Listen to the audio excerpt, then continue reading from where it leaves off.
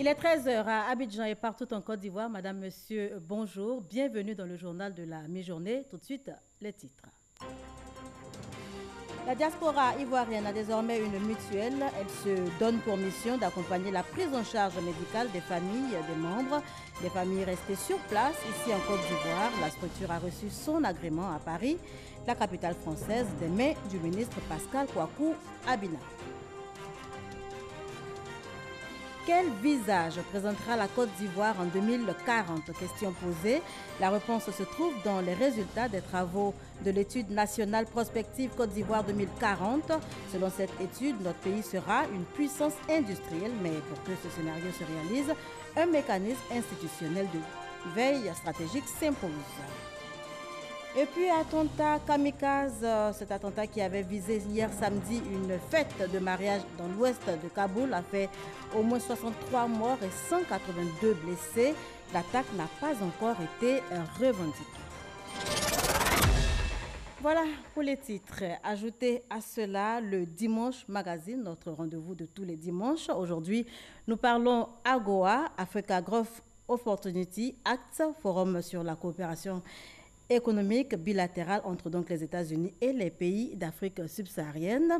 La 18e édition s'est tenue ici même en Côte d'Ivoire, vous vous en souvenez certainement, c'était du 4 au 6 août dernier. Elle a réuni plus de 1000 participants ici en Côte d'Ivoire. Quelle retombée donc! Et pour en parler, nous recevons dans le cadre donc du Dimanche Magazine, M. Gérard Amangwa. Il est le directeur général adjoint de l'APEXI. M. Gérard Amangwa, bonjour. Bonjour Madame Mambo. Merci d'avoir accepté notre invitation. C'est avec plaisir. On se retrouve donc dans 30 minutes pour en parler. Merci. Mais avant, on parle emploi jeunes, installation des guichets emploi jeunes à travers la Côte d'Ivoire. L'opération se poursuit. Les villes de Guiglo et de Daloa ont désormais leur guichet au grand bonheur donc des jeunes de ces localités. Ces jeunes ont été invités à saisir l'opportunité qui se présente à eux. Issaïou. Par ce geste, la ministre de la Salubrité et de l'Assainissement, Anne Désiré Ouloto, procède à la mise en service du guichet emploi jeunes des Guiglo. Cette initiative du gouvernement permettra aux jeunes de la région du Cavali de voir les offres qui leur sont soumises, sans toutefois venir à Abidjan, comme cela se faisait par le passé. Tout le monde veut que son enfant travaille. C'est juste, aujourd'hui, vous avez un guichet emploi. Allez à ce guichet pour avoir toutes les informations. Il faut y croire. Si vous n'y croyez pas, vous verrez que ceux qui vont y croire, leur vie va changer rapidement. Et après, vous allez dire, je pensais qu'on nous blaguait. Personne ne vous blague, c'est la vérité. Parce que quand le président Alassane Ouattara dit, il le fait. Le guichet à présent ouvert, ils entendent s'organiser pour fréquenter régulièrement ce lieu en vue de l'obtention d'un emploi. De 2019 à 2020, les guichets emploi jeunes de la Côte d'Ivoire pourront permettre l'insertion de 500 000 jeunes. Programme social du gouvernement, l'État dans sa politique d'emploi se rapproche des populations. Le guichet emploi jeunes de Daloa dans la région du Haut-Sassandra, désormais ouvert, il permettra aux jeunes de la région de s'inscrire en vue de l'obtention d'un emploi. La question de l'emploi est au cœur de l'agenda du gouvernement. L'ouverture des guichets d'emploi dans les communes, plateformes locales de services, universités et grandes écoles publiques répond à cette volonté de l'État de renforcer le dispositif de prise en charge des jeunes sur le marché du travail et de faciliter leur accès aux opportunités d'emploi. Pour le président de la jeunesse communale, cette occasion du gouvernement mérite d'être saisie. Il appelle ses amis à fréquenter le guichet emploi jeunes. Nous, jeunes de Daloa, nous allons tout mettre en œuvre, de sorte à ce que ce guichet-là, nous puissions le fréquenter au maximum. Les jeunes de 18 à 40 ans voient à travers l'ouverture de ce guichet emploi jeunes une réponse à la question de leur insertion socio-professionnelle. Je vous le disais en titre, la diaspora ivoirienne a désormais une mutuelle. Elle se donne pour mission d'accompagner la prise en charge médicale des familles des membres, des familles restées donc sur place ici en Côte d'Ivoire. L'offre s'étend des soins de qualité aux frais de funérailles. La structure a reçu son agrément à Paris, la capitale française, des mains du ministre Pascal Kwaku Abina. C'est ce que nous rapporte Kwasi Mamadou. Annuellement, ce sont plusieurs centaines de millions de francs CFA qui sont envoyés depuis l'étranger par la diaspora pour subvenir aux frais sanitaires et funéraires des parents. Désormais, une mutuelle est née pour accompagner ces Ivoiriens vivant à l'étranger de mieux suivre l'état de santé de leurs parents. Il s'agit de la mutuelle des familles des diasporas ivoiriennes. À chaque fois qu'on nous appelle, on envoie de l'argent à nos parents et effectivement, on se rend compte que nos parents ne sont pas soignés. On a décidé nous-mêmes ici de réfléchir à cela et la voie que nous avons trouvée, c'est de les faire soigner sans question d'argent. Et en même temps, ça nous permet de payer les soins ici et que nos parents aillent à l'hôpital pour se soigner gratuitement. Les Ivoiriens de l'étranger, les Ivoiriens du monde, cotisent entre 5 et 30 euros par mois pour protéger un parent qui est resté au pays, pour le risque d'hospitalisation chirurgicale et médicale. En plus de cela, en cas de décès malheureusement du parent resté au pays, eh bien le diaspora, l'Ivoirien de l'étranger, va avoir un billet d'avion immédiatement, aller-retour, pour aller au pays et pour aller aux obsèques. La mutuelle des familles des diasporas ivoiriennes bénéficie de l'accompagnement de l'État de Côte d'Ivoire à travers un agrément, lequel agrément a été remis officiellement par le ministre Pascal Kwaku Abina, ministre de l'Emploi et de la Protection sociale. Effectivement, ça vient renforcer le système de protection sociale en Côte d'Ivoire. Parce que ces personnes qui cotisent ici et qui ont des bénéficiaires qui sont en Côte d'Ivoire, il va sans dire que le nombre de personnes couvertes par une assurance maladie sera beaucoup plus élevé. Le ministre Pascal Kwaku Abina a saisi l'occasion pour inviter la diaspora ivoirienne à s'intéresser à cette mutuelle qui s'inscrit dans le cadre de la couverture maladie universelle. Avec l'assurance maladie qui va venir, qui va être généralisée, c'est le peuple. Ce sont les Ivoiriens et tous ceux qui vivent en Côte d'Ivoire qui auront la santé et pour impulser le développement, pour aller vers l'émergence, comme le souhaite le président de la République. Je vais lancer l'appel à tous les Ivoiriens de la diaspora de souscrire à cette mutuelle. 230 établissements sanitaires et des pharmacies sont en partenariat avec la mutuelle des familles des diasporas ivoiriennes. La Poste de Côte d'Ivoire en pleine innovation. Il s'agit pour elle de se mettre au goût du jour pour donc faire face aux défis du moment. Cela passe nécessairement par une meilleure mobilité. Et le directeur général de la Poste en mission dans le Gbeke a procédé récemment à une remise de véhicules à la Poste de Bouaké. Kader Sogodogo. Le service postal de Côte d'Ivoire est en pleine innovation. Il s'agit de la vulgarisation du e-commerce dans les 200 agences postales du pays et de l'implantation d'un service de bancarisation pour redonner vie à la Poste de Côte d'Ivoire qui connaît une baisse d'activité dans sa mission traditionnelle.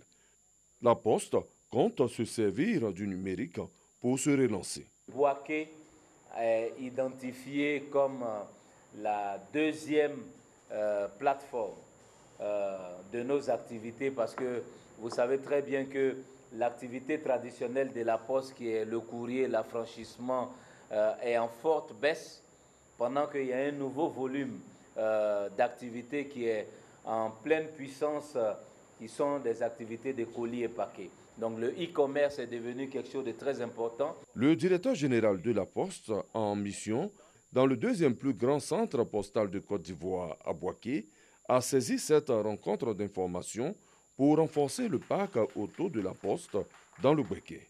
Les clés de 3 véhicules flambant neufs ont été remis au directeur régional de la Poste du Gbeke. Ces matériels marquent le retour effectif de la grande poste. La Poste de Côte d'Ivoire vient d'être donc désignée par l'Union postale universelle pour devenir le hub de l'Afrique de l'Ouest en matière de e-commerce. Donc hub de e-commerce, ça voudra dire que nous allons être le point central de toute l'activité e-commerce de la CEDEAO, donc qui va participer non seulement à recevoir les commandes destinés aux 15 pays de la CEDEAO, mais aussi pour servir le marché domestique et le marché donc national. Cette nouvelle dynamique de la Poste axée sur les TIC se fera avec l'appui de la douane de Côte d'Ivoire. Un camp pour vulgariser les sciences, technologies, ingénierie et mathématiques. Il est ouvert à Grand-Bassam depuis lundi dernier. C'est un camp de formation qui enregistre 40 jeunes filles de classe de 3e et de première ayant eu une moyenne comprise entre 15 et 20 en sciences. Sarah Anno, Cyrielle Beaumois, Grace Kouadou et Valériane Delavigne sont les lauréates du camp STEM. Ces jeunes filles, issues des classes de 3e et de première, ont fait la différence en obtenant plus de 15 de moyenne dans les matières scientifiques, ingénierie, technologie, mathématiques et sciences. Après une formation initiée par l'ONG Lead for Her, elles occupent les premières places de leurs séries respectives, en remportant chacune une bourse d'études de 4 500 000 francs CFA. Les seconds prix sont des bourses d'études de 500 000 francs. Je remercie la Fondation Lead for Her pour cette chance unique. Je suis vraiment très heureuse d'avoir participé au camp STEM parce qu'ici nous apprenons de nouvelles choses. Ainsi, j'incite tout le monde à y participer. Ce sont 40 participantes qui ont pris part à cette compétition. Les autres rentrent chez elles avec des diplômes de participation. Je ne suis pas découragée parce que ce qu'on m'a permis de me découvrir m'a donné plus de choses même que la bourse que je n'ai pas obtenue. Ça m'enrichit l'esprit. L'excellence est prônée par les organisateurs et autorités administratives. La science fait partie de la vie et que la femme peut réussir en science. Aux 5 jours, nous sommes satisfaites. Une fille bien éduquée, c'est des enfants bien éduqués qu'on aura. C'est des enfants vraiment formés qu'on va avoir. J'ai été agréablement surprise de voir ce qui s'est passé en quelques jours seulement pour transformer des jeunes dames déjà excellentes en des jeunes dames superbes. Et je pars d'ici très satisfaite. La promotion 2019 du camp STEM a été baptisée du nom de la marraine Honorine Olo. Cette dame promet suivre ses filleuls avec beaucoup d'attention. Une page noire dans ce journal, le monde des médias ivoiriens est en deuil. Le journaliste Éloi Ulaï, qui avait fait valoir ses droits à la retraite, est décédé à l'hôpital militaire d'Abidjan dans la nuit de samedi à dimanche, à l'âge de 70 ans. Éloi Ulaï a été journaliste sportif à Radio Côte d'Ivoire avant d'occuper des postes de responsabilité. Il a été le directeur de Radio Côte d'Ivoire et directeur général adjoint de la RTI. Direction Yamoussoukro pour des échos de la 3e édition du Festival de l'intégration et de la cohésion, Festico 2019, conférences, danse traditionnelle et autres concours culinaires étaient au programme. Activités placées sous le sceau de la paix, c'est ce que nous dit Kader Sogodogo. Le tiali, le kapacha, le boloy, des danses traditionnelles richesses du peuple sénéfou. Le Watile, venu des 18 montagnes, le Liwaga du Burkina Faso, pour ne citer que ceux-là. Des prestations à l'esplanade de la Fondation Félix Houphouët-Boigny pour la recherche de la paix de Yamoussoukro. Temps fort de la 3e édition du Festival de l'intégration et de la cohésion Festico de Yamoussoukro. Un festival qui veut éteindre la division entre les peuples pour asseoir une paix définitive en Côte d'Ivoire. Le festival présent, c'est le festival de l'intégration et de la cohésion de Yamoussoukro, qui vraiment le collectif des alliés a initié pour pouvoir promouvoir les alliances interethniques et mettre tout le monde ensemble, créer un environnement de paix et de cohésion sociale. Une vision du Festico partagée par les autorités présentes à ce festival. C'est une très belle initiative qui est à saluer et qui est à imiter. Nous devons apprendre à vivre ensemble. Nous sommes des hommes, tous intelligents. Chacun a sa manière d'apprécier la situation. Et c'est pourquoi il y a quelquefois des différences de point de vue. Ces différences-là doivent être, disons, connues. Et puis, il faut que nous essayions, disons, de les contenir. Les Ivoiriens aujourd'hui ont besoin de ça. Nous devrons vraiment vivre ensemble. Et ce n'est pas seulement que cérémonie des funérailles que nous devons vraiment se rencontrer. Il faut souvent créer ce genre de rencontres pour pouvoir vivre ensemble et rire, mettre en joie. Une conférence sur l'intégration et la cohésion en Côte d'Ivoire a également été prononcée au cours du Festico de Yamoussoukro.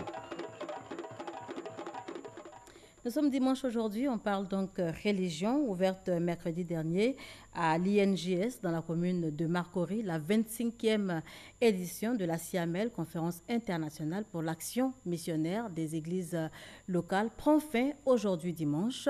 40 000 fidèles venus des 4 coins du monde y sont réunis.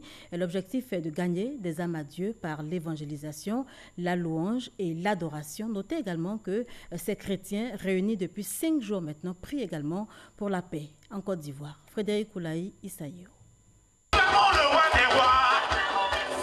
Louange, adoration et prière pour témoigner sa reconnaissance à Dieu. Ils sont venus de toute la Côte d'Ivoire, d'Afrique, d'Europe, d'Amérique, répondant ainsi à la 25e édition de la CIAMEL, conférence internationale pour action missionnaire des églises locales.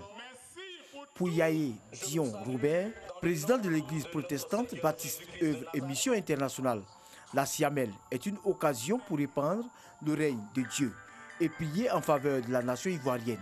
Nous voulons par cette CIAMEL prier pour les uns et les autres, prier pour notre pays, prier pour les différentes populations, que la grâce de Dieu se manifeste par sa restauration pour que notre pays soit totalement restauré dans la paix, dans la fraternité, dans l'harmonie. À cette CIAMEL 2019, plusieurs communautés sœurs en Côte d'Ivoire et des orateurs de renommée internationale ont effectué le déplacement. Il est tout à fait important d'être ensemble parce qu'à la fois il y a la compréhension et il y a la connaissance qui se dégage au fur et à mesure qu'on participe à ces rencontres. Nous bénissons le peuple ivoirien. Nous espérons de toute chose qui est brisée, qui manque, soit restaurée et que le pays va encore développer d'un progrès en progrès. Si la CIAMEL est une découverte pour certains, c'est une joie pour d'autres d'y participer pour la énième fois.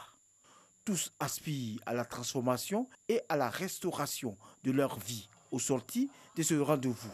Quand nous venons, nous recevons la santé, la vie, la guérison et la restauration surtout. Donc nous venons pour écouter la parole de Dieu et puis ensemble partager aussi aux autres. La 25e édition de la CIAMEL a pour thème Jésus-Christ, le vrai restaurateur des vies. Ce sont environ 40 000 participants qui ont pris d'assaut l'Institut national de la jeunesse et des sports, INJS, de Marcory. Heureux vous les pauvres, c'est le thème du pèlerinage international de Lourdes édition 2019, pèlerinage qui se tient en ce moment. Et dans le cadre de ce pèlerinage, la délégation ivoirienne du groupe Jean-Paul Nobou s'est rendue au sanctuaire Notre-Dame des Pauvres de Banneux, c'est en Belgique, un lieu où la Vierge donc est apparue à une fillette de 11 ans, fillette appelée Mariette Beko. L'occasion a été donc donnée de formuler des intentions de prière. C'est ce que nous dit Grace Kando, notre envoyée spéciale en Belgique. À l'est de la Belgique, dans le diocèse de Liège. Ici se trouve le sanctuaire Notre-Dame des Pauvres de Banneux, lieu où la Vierge Marie est apparue 8 fois en 1933 à Mariette Beko, une fillette de 11 ans. Elle a donné un message très court, très simple et avec une portée très internationale. Elle a dit qu'elle était la Vierge des pauvres. Elle a aussi conduit l'enfant à une source. Elle lui a demandé de pousser ses mains dans l'eau et elle lui a dit que cette source était réservée pour elle. Et le lendemain, elle a précisé que cette source était réservée pour toutes les nations et pour les malades. Elle a dit, le cœur du message, je viens soulager la souffrance. Elle a aussi donné un message pour le chapelain, croyez en moi, je croirai en vous. Elle a aussi demandé une petite chapelle. Le sanctuaire Notre-Dame de Banneux accueille entre 450 000 et 500 000 pèlerins chaque année. À l'occasion donc du pèlerinage international de Lourdes, la délégation ivoirienne s'y est rendue pour se recueillir et prier. C'est un message dont nous devons tenir compte et puis s'en approprier afin de le partager avec ceux qui sont venus ici. alors qui sont restés en Côte d'Ivoire. J'en ressors avec beaucoup d'enseignements. Et nous sommes là, à ce pèlerinage-là, pour prier pour chacun de nous, pour nos familles respectives, et aussi et surtout pour notre pays. Le message principal, pauvreté du cœur, prier pour les pauvres, ayez des attentions particulières pour les pauvres, aider les pauvres, aider les personnes nécessiteuses à émerger, veiller à ce que les peuples soient, n'est-ce pas, au même niveau d'égalité, soyez sensibles à la pauvreté et à la misère des autres. Après le sanctuaire Notre-Dame des Pauvres de Banneux en Belgique, les pèlerins ivoiriens ont mis le cap sur Lourdes en France pour poursuivre leur cheminement spirituel. Cette nouvelle peu reluisante, un attentat kamikaze qui visait hier samedi une fête de mariage à l'ouest de Kaboul a fait au moins 63 morts et 182 blessés. L'attaque n'a pas encore été revendiquée. C'est un des attentats les plus meurtriers depuis donc, le début de l'année en Afghanistan. Parmi les victimes, il y a des femmes et des enfants. Retour en Côte d'Ivoire, quel visage présentera notre pays en 2040? Question posée. La réponse se trouve certainement dans les résultats des travaux de l'étude nationale prospective Côte d'Ivoire 2040. Selon cette étude, en tout cas, notre pays sera une puissance industrielle unie dans sa diversité culturelle, démocratique et ouverte sur le monde. Mais pour que ce scénario se réalise, un mécanisme institutionnel de veille stratégique s'impose. Avant donc la mise sur pied de ce mécanisme, les acteurs concernés se forment. Mama Traoré. La Côte d'Ivoire, une puissance industrielle unie dans sa diversité culturelle, démocratique et ouverte sur le monde. Loin d'être imaginaire, ce futur souhaité est possible à réaliser selon les résultats de l'étude nationale prospective Côte d'Ivoire 2040. Seule condition à remplir pour y parvenir, instaurer le mécanisme de veille stratégique, mécanisme destiné à suivre l'évolution des différents secteurs d'activité à l'aide d'indicateurs pour une meilleure mise en œuvre des résultats de l'étude nationale prospective Côte d'Ivoire 2040.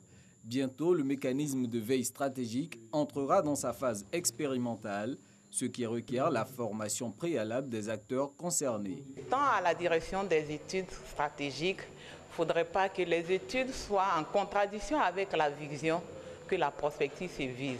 Nous avons pensé à mettre en place une plateforme qui va permettre donc de collecter les données, de les trier, de les analyser et de diffuser l'information utile aux décideurs pour la prise de décision.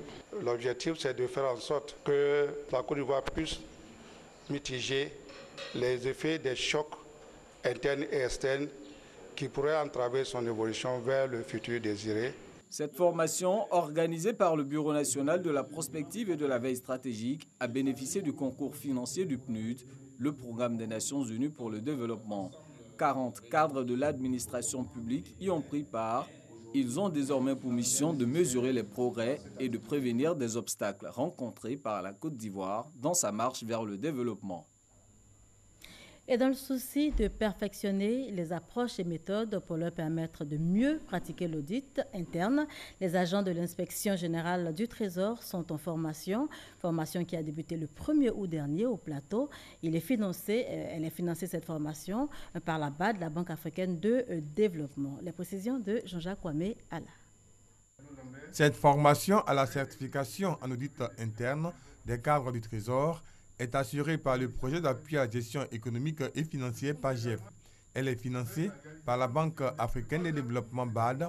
Objectif, renforcer les capacités opérationnelles du service d'audit et accroître le professionnalisme des auditeurs internes du Trésor. Nous avons à cœur de contribuer à la certification, à la qualification individuelle des auditeurs internes et puis après, nous préparer vers l'évaluation par des organismes certificateurs du service d'audit, de la division d'audit. Il m'est apparu important de niveler ces missions aux standards des organes de contrôle à l'échelle internationale. Aussi, a-t-il été introduit dans les attributions de notre inspection générale la mission d'audit, dont le but ultime est de conformer l'ensemble de nos procédures à la réglementation en vigueur. Plusieurs thématiques seront abordées au cours de cette formation, entre autres la gouvernance, le management des risques et des dispositifs de contrôle, les risques de fraude et la sécurité de l'information. Cette session prend fin le 9 septembre prochain. On s'intéresse à présent au BTP, entendez bâtiments, travaux publics. Les professionnels du secteur se donnent rendez-vous ici même à Abidjan dans le mois de décembre. Une rencontre qui vise à vulgariser de nouvelles technologies de construction, de nouveaux matériaux et logiciels en vue d'améliorer l'offre. Lancine Bakayoko pour en parler. Qualité des intrants, respect des standards internationaux, réhabilitation des bâtiments publics, accès aux logements sociaux. Des problématiques qui ne peuvent plus trouver de réponse via les techniques traditionnelles. Cette rencontre d'Abidjan vient en effet faciliter l'inclusion des nouvelles technologies dans les habitudes des PME en vue de capter des marchés beaucoup plus porteurs. Le forum vise l'innovation et la promotion des technologies dans les BTP pour rendre le secteur plus compétitif et plus dynamique pour atteindre rapidement les objectifs de modernisation que nous nous sommes fixés. Dans cette logique de digitalisation, l'administration et les entreprises privées ont obligation de travailler en synergie en vue d'ouvrir des perspectives d'innovation majeures visant le confort des populations. Ce sera des occasions de rencontre entre les entreprises, les producteurs de matériaux de construction, les professionnels du cadre bâti, l'administration, les organismes de formation et de financement. Aussi voudrais-je inviter l'ensemble des acteurs du cadre bâti et singulièrement les entreprises à s'inscrire dans une démarche régulière et constante de mise à niveau. Mais au regard des contraintes budgétaires de l'État et du faible pouvoir d'achat des populations, le gouvernement met un point d'honneur sur les technologies capables de réduire la consommation d'énergie à travers l'automatisation des équipements électriques. L'administration, pour sa part, ne ménagera aucun effort pour accompagner ou appuyer toute initiative concourant au développement durable de notre pays. Pour le seul district d'Abidjan, le déficit annuel en logement s'élève à 22 000 contre 100 000 pour toute la Côte d'Ivoire. Place maintenant au Dimanche Magazine. Je vous le disais en début de journal, nous parlons aujourd'hui AGOA et il est de nouveau avec nous le directeur général adjoint de l'APEXI, M. Gérard Amongwa. Il est là pour nous parler donc des retombées de l'AGOA. L'AGOA qui s'est tenue récemment ici même à Abidjan, c'était du 4 au 6 août dernier au Sofitel Hôtel Ivoire. Monsieur le directeur général adjoint, première question, l'AGOA pour le citoyen lambda, qu'est-ce que c'est? Merci madame. Pour le citoyen lambda, puisque nous sommes regardés quand même à travers l'Afrique et je dirais à travers le monde, l'AGOA c'est une loi américaine qui a été promulguée par le Congrès américain pour aider, pour accompagner les pays africains au sud du Sahara dans leur quête de développement et de lutte contre la pauvreté.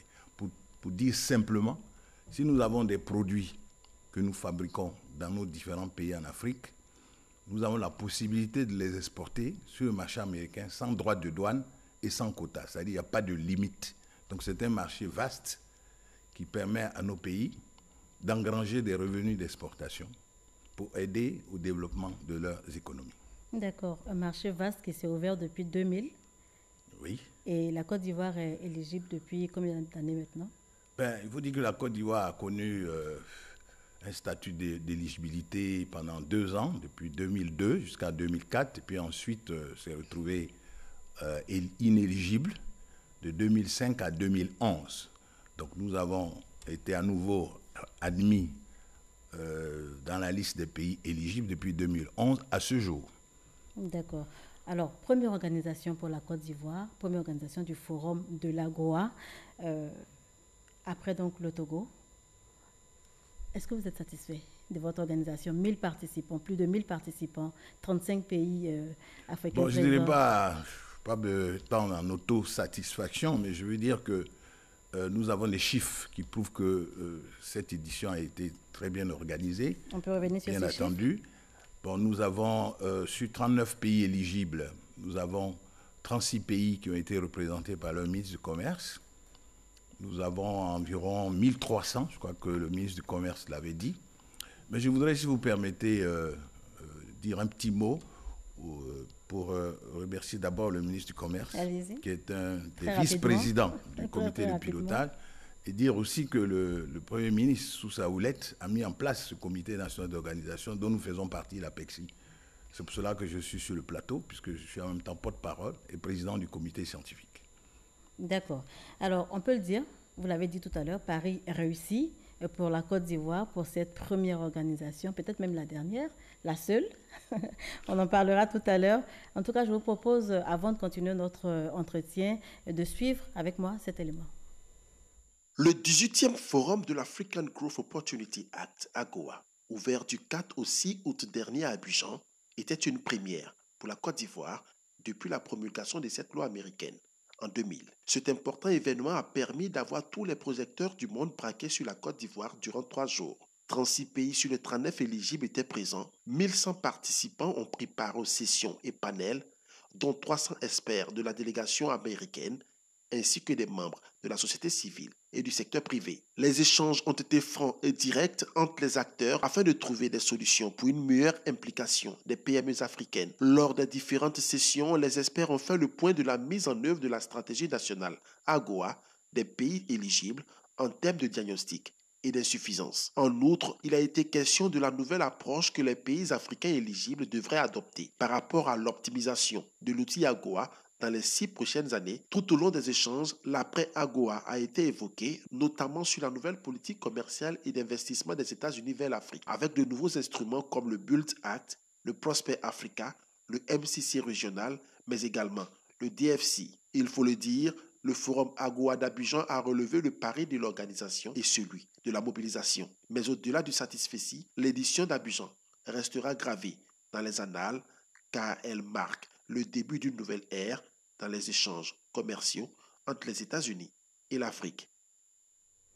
Pari de la mobilisation donc réussi, mais de quoi est-ce qu'on a parlé concrètement pendant ces 3 jours? Je crois que le reportage est assez clair sur la mobilisation. Effectivement, à l'époque, c'était 1100, mais lorsque nous avons fait le décompte avec tous les responsables d'organisation, nous sommes arrivés à 1300. Donc 300 du secteur privé, 250 de la société civile et bien entendu les 300 membres de la délégation américaine plus les responsables des différentes délégations d'Afrique et des institutions invitées, notamment l'Union africaine, la CEDEAO et toutes les communautés régionales. Forte mobilisation pour parler concrètement de quoi? Quels sont les points qui ont été concrètement soulevés sur place?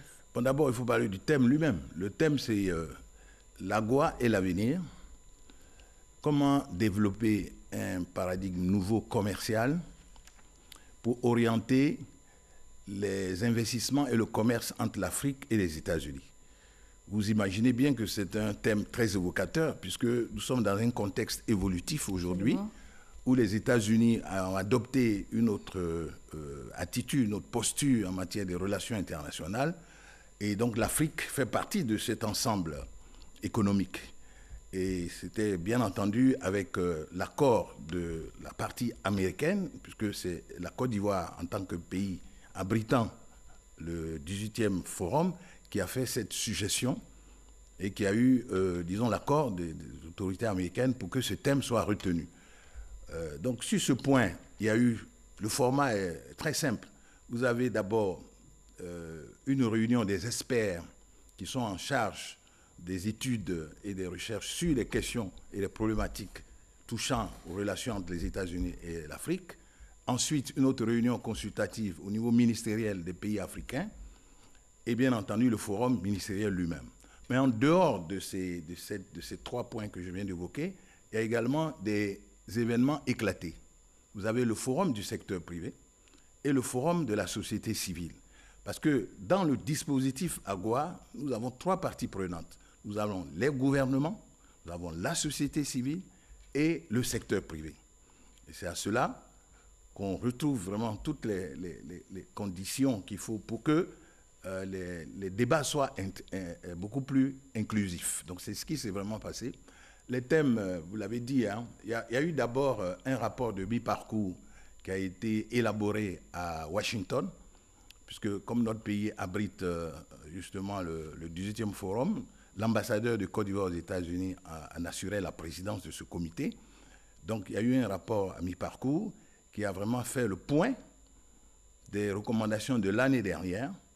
Et ce point a été présenté justement aux experts le 3 août, au ministre le 4 août, et ensuite au forum ministériel vis-à-vis du ministre du Commerce et du Congrès américain et des autres parties prenantes qui ont été invitées. Donc ces points, on les connaît, hein. Il reste 6 ans. Qu'est-ce qu'il faut faire? Il faut appréhender justement les 6 prochaines années en matière de mise en œuvre de l'AGOA, puisque après on ne sait pas ce qui va se passer. Mais justement, avant d'appréhender l'après-AGOA, on pourrait peut-être parler des retombées aujourd'hui. Est-ce que à ce jour, vous avez fait des recommandations? Est-ce qu'à ce jour, on peut dire qu'on a suffisamment bénéficié de cette main tendue de l'Amérique? Bon, c'est une question très, très intéressante dans la mesure où, pour certains pays, il y a eu des retombées très significatives. Lesquelles, par exemple? Je ne vais pas tellement les citer, mais vous avez le Kenya, Kenya, l'Éthiopie, par exemple, dernièrement, l'île Maurice, le Lesotho, par exemple, le Ghana un tout petit peu, la Côte d'Ivoire aussi, pourquoi pas, il faut le dire. Et il y en a d'autres qui n'ont vraiment pas pleinement profité. Bon, parce que bon, il y a des problèmes, et ce sont ces problèmes-là qui ont été analysés, notamment la capacité de l'offre par rapport à la demande, parce que vous savez, le marché américain est très vaste. Il y a également des pays qui n'ont pas élaboré de stratégie, parce qu'il reste 6 ans, il faut élaborer une stratégie. Heureusement que la Côte d'Ivoire a élaboré une stratégie. Et il y a, disons, l'intérêt du secteur privé lui-même en Afrique. Et c'est un appel qui a été lancé justement lors des recommandations aux sociétés exportatrices en Afrique d'aller sur ce marché parce qu'il ne reste que 6 ans. Et justement, la Côte d'Ivoire a sa stratégie nationale. Est-ce qu'elle fonctionne? Ah oui, elle fonctionne. Parce que, vous savez, dans la stratégie, il y a 2 aspects. Il y a l'aspect institutionnel, c'est-à-dire que nous avons des relations bilatérales avec les États-Unis, donc il faut pouvoir les maintenir. Et pour pouvoir les maintenir, il y a des critères politiques, notamment des critères qui portent sur l'état du droit, sur les droits politiques, sur un certain nombre de problématiques qui touchent également aussi à certains critères qui ont été mis en place par le programme du MCC, le Millennium Challenge Corporation. Et d'ailleurs, vous savez que nous avons signé justement l'accord de mise en œuvre le même jour, l'après-midi, à Abidjan, en marge du forum. Et donc, il y a d'abord l'aspect institutionnel qui porte sur, si vous voulez, l'amélioration de l'environnement des affaires. Et depuis donc, quelques années, la Côte d'Ivoire est une destination privilégiée des investisseurs, surtout des investisseurs américains. Et d'ailleurs, lors du dernier forum, CEO Forum à Kigali, la Côte d'Ivoire, dans l'index d'attractivité des investissements directs à l'étranger en Afrique au Sud-Sahara, a été classée première. Il y a également le Doing Business où nous faisons des efforts. Nous avons évolué en étant un peu plus à la 122e place. Donc il y a des efforts qui sont entrepris pour que ces réformes puissent créer justement un environnement d'affaires favorable. Ça, c'est le premier point. Le deuxième point, c'est sur le plan commercial. Bon, sur le plan commercial, comme vous l'avez dit, on a une stratégie nationale. Nous sommes aujourd'hui à hauteur de 1,162 millions de dollars, à peu près 580-600 milliards de francs CFA.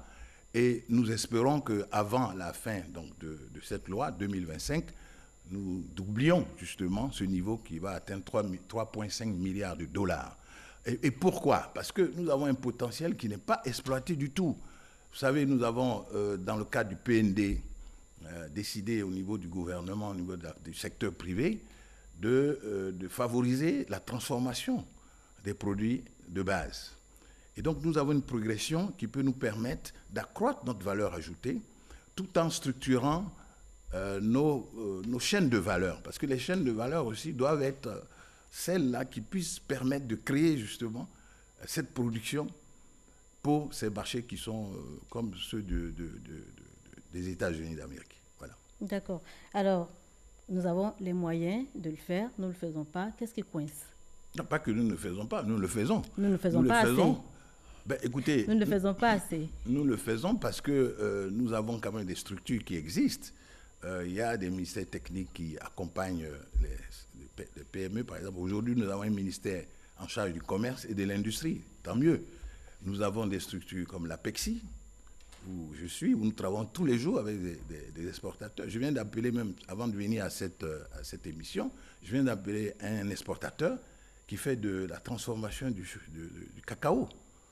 Ce jeune homme-là, il vend, et même dans les aéroports d'Abidjan. Abidjan, il en vend. Il est actuellement même à San Pedro. Il est suffisamment encadré. Il est encadré, mais il faut un peu plus. C'est-à-dire qu'il leur faut des rudiments en matière de commerce international. On ne peut pas aller partout. Absolument. Donc il faut des niches de marché. Il faut trouver des réseaux d'affaires. Il faut trouver des clients. Donc il faut être accompagné. Très souvent, on parle de moyens financiers. Je pense que ce n'est pas là le problème. Le problème, c'est vrai, il existe. Mais lorsque vous avez un bon produit qui respecte les normes et que vous avez des contacts, des réseaux et des clients, nous pensons que cela peut permettre d'atteindre votre objectif. D'accord. Alors, vous avez parlé des produits, vous avez parlé du cacao. Quels sont, dans le cadre de l'AGOA, sur les 6 000 produits éligibles, quels sont les produits que nous, Côte d'Ivoire, nous mettons en ce moment en valeur? Bon, nous avons en majorité des produits de base qui sont soit transformés ou semi-transformés. Quand vous prenez le cacao, il y a la pâte de cacao, il y a le beurre de cacao. Quand vous prenez les noix, il y a des noix qui sont décortiquées, il y a des noix qui sont semi-grillées, quand je pense aux noix de cajou par exemple. Quand vous prenez du bois, il y a du bois débité. Quand vous prenez des produits de caoutchouc, vous avez déjà une première transformation, mais il faut aller au-delà. Et très souvent, ces possibilités-là ne sont pas offertes à nos opérateurs parce qu'ils n'ont pas en face d'eux des partenaires qui peuvent créer justement ce saut qualitatif. D'accord. On le voyait tout à l'heure sur ces images. On voyait des images de karité. Oui. Ça fait partie des produits? Oui, le karité fait partie déjà des produits prioritaires pour la stratégie nationale AGOA. D'accord. Mais si vous voulez, on revient sur la stratégie nationale d'exportation elle-même, qui porte sur 6 secteurs prioritaires, qui sont, comme je l'ai dit, le caoutchouc, le textile, là, on a oublié, le karité, les tubercules et dérivés. On pense au manioc, par exemple, il y a d'autres tubercules, il y a le taro, il y a tout cela. Il y a également les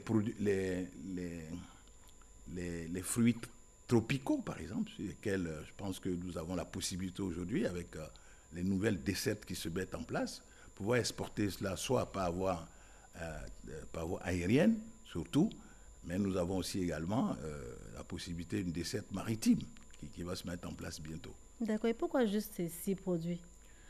Ben, si vous voulez, il faut faire un choix. Il faut faire un choix. Et c'était quoi les critères de choix pour ces 6 produits?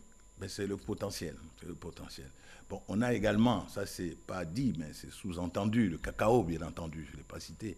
Le cacao, c'est une spéculation particulière qui nous permet aujourd'hui d'être le premier producteur mondial sur la place, et puis ensuite être le premier exportateur au niveau des États-Unis. Donc le cacao ivoirien est très prisé aux États-Unis. Mais il faut pouvoir trouver justement des partenariats pour accroître la valeur ajoutée. Je crois que dans le plan national de développement 2015 et 2020, qui prend fin très bientôt, et dans le prochain plan, la transformation industrielle de notre économie est de mise. Et cela va nous donner une marge de progression qui pourrait nous permettre d'accroître justement cette valeur ajoutée. D'accord. Alors, la question revient souvent, donc on va revenir sur cette question. Parlant justement du karité, c'est une matière première très prisée aux États-Unis, on le sait, dans le domaine pharmaceutique, également dans le domaine cosmétique. On en a ici. Est-ce que les producteurs qui sont en majorité des femmes, est-ce que ces producteurs sont suffisamment encadrés pour exploiter au mieux ce marché, cette main tendue, ce marché américain? Disons, il y a des efforts d'encadrement qui sont déployés, mais il faut aller encore plus loin parce que ces marchés-là, comme je vous l'ai dit, sont des marchés très concurrentiels. Il faut que le niveau de qualité soit à la hauteur, il faut que les normes soient respectées, et c'est pour cela que dans la nouvelle vision de l'administration actuelle, il est question de développer de nouveaux outils. On n'en a pas parlé, par exemple, on va en parler. Mais il est question de développer de nouveaux outils pour accompagner justement le secteur privé. D'accord, on en parle très rapidement, très rapidement. L'après AGOA, ce sera dans 6 ans. Vous avez parlé de nouveaux outils. L'après AGOA, vous l'appréhendez comment? Très rapidement. Au niveau de la Côte d'Ivoire. Au niveau de la Côte d'Ivoire. Au niveau de la Côte d'Ivoire, je crois que nous avons déjà fait une réflexion dans le cadre de l'élaboration de notre stratégie AGOA jusqu'à 2025. Nous en avons parlé parce que si nous arrivons à exporter de maintenant jusqu'en 2025 et qu'il n'y a plus de dispositions préférentielles, nous sommes déjà outillés, vous comprenez. Et mieux, nous avons une nouvelle donne, c'est que nous avons également la possibilité d'accroître notre valeur ajoutée. Et c'est pour cela que nous sommes optimistes dans la mesure où l'objectif que nous avons fixé peut être un objectif réalisable, mais on peut aller au-delà de cet objectif. D'accord. On peut aller au-delà, c'est ce que vous vous attelez à faire certainement à l'APEXI et au niveau même de l'État. Vous l'avez compris, le temps qui nous est imparti est terminé. Ce magazine est terminé, le journal également. Merci de nous avoir suivis. On se retrouve demain, même heure.